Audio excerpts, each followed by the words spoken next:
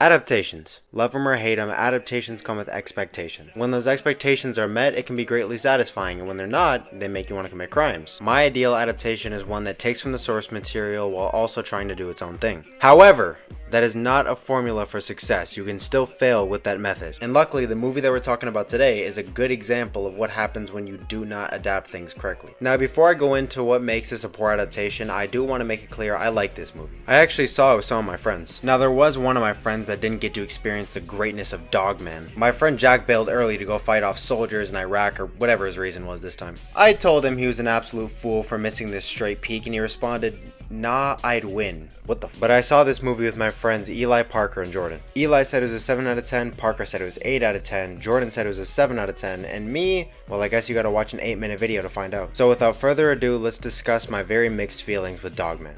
The movie, not the character. My biggest point is that I think this movie shoved way too much into the first one. Like, they could have made this a trilogy, it would have been much better.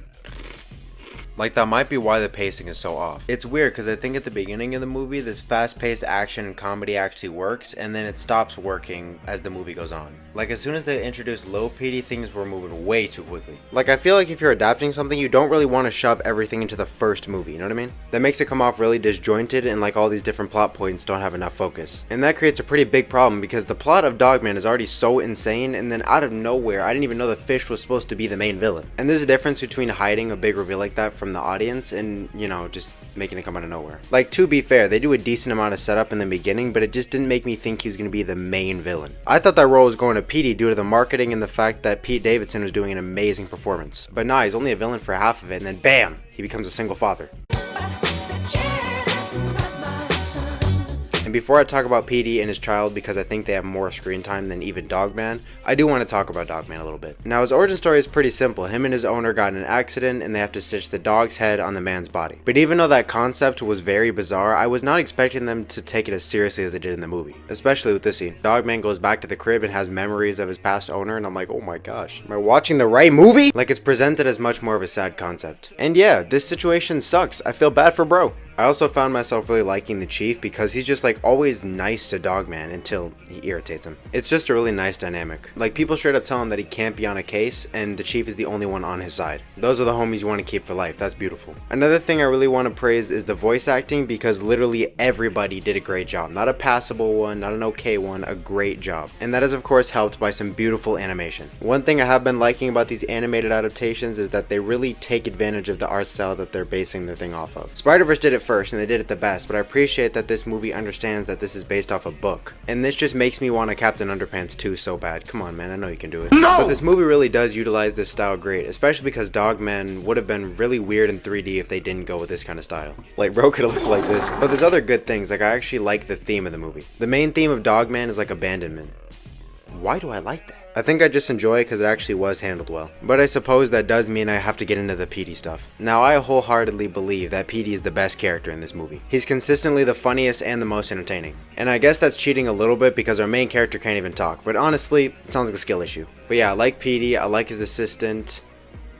I can't say I like this kid. But Lil Petey really is a great character. His voice actor did a great job, and he's just so funny in every scene that he's in. I really liked seeing them on screen together because they had a nice bond, which makes sense because that was one of my favorite parts of the books too. And it's crazy how faithful they are to their book counterparts because Petey does really just abandon him, which is extremely based. But Dogman finds him and they also have a nice bond. I was actually really liking this part of the movie. It's surprisingly wholesome. And then Lil Petey got taken away, leaving Dogman sad. And listen, dude, it's for the better. If you saw how much child support you had to pay, trust me, you would not be this sad. But this is where the movie kind of loses me a little bit. And you just got too much stuff going on at once. Like, the fish is alive again, Lil Petey brought in his dad Pops, and he sucks. All Petey's really wanted is his dad to be proud of him, and I'm just sitting there like, bruh, it's not that serious, okay? Keep the plot moving, please. But they do make up for it with Petey telling his son that he's going to get the milk. I promise you that's a real line. But this is all in Petey's arc in learning how to become a hero. At the beginning of the movie, he was clearly the bad guy, and then as soon as he was given a child, things started shifting, and at the end of the movie, he helped save the day. And I really do like this, even though, again, it's a bit rushed. I would have liked it to be spread across different movies, but I'll let it slide. I think it just would have been better if he was a villain in this movie, created Little Petey in the second one, and then that's when he learned to become a better person. But whatever, you want to do in one movie? Fine, you do you. But that's all I have to say on Petey and all that stuff. I guess I should move on to the fifth. Whoa, whoa, whoa.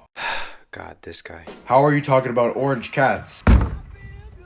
With without the best one. Lucky, get out. Why? You think they want to look at you and hear you all day? What do you mean hear me all day? You sound just like me. Hey, don't get it twisted. It's the other way around. You sound like me. No, I don't sound like you. You're my editor and you're not even supposed to be here right now, so I really don't know why you like to intrude on every aspect of my life. I just came here to talk about Dogman. You're trying to keep my people down. What? Man, it doesn't even matter. Hi, I'm Lucky. I'm this bum's freaking editor, and he does not pay me enough for the dungeon that he keeps me in all day. I don't keep you in a dungeon. Whatever. I think this movie is great, and the orange cat representation is really nice. It makes me feel seen. Alright, you talked about Dogman. Now, can you get out? Yeah, sure. Thank you. What did you do to my room? I gave it an upgrade. I'm taking this all down. Jeez, what a bitch. Anyways, I need to talk about the fish. Now, Flippy was thrown into the villain role so late that I really don't care about him or his motivations, but like he was okay. He kind of just has that issue of not being memorable. Like, I would argue the Life's Not Fair guy is more memorable than the fish, but a forgettable villain linked up with Petey and Dogman teaming up for no reason just led to a very boring final battle in my opinion. You want to kick me out? I'm gonna cut your video short. But after a super lackluster final battle, we do get to the end of the movie. The only memorable thing about the end of the movie is that Petey and Dogman now share custody of Lil Petey. This kid has two dads, which was certainly a choice. But the day is saved, people are proud of Dogman, and Petey became a hero. The end. Now, this wasn't a bad movie. Not even a mediocre one. It just disappointed me because of what I expected from it.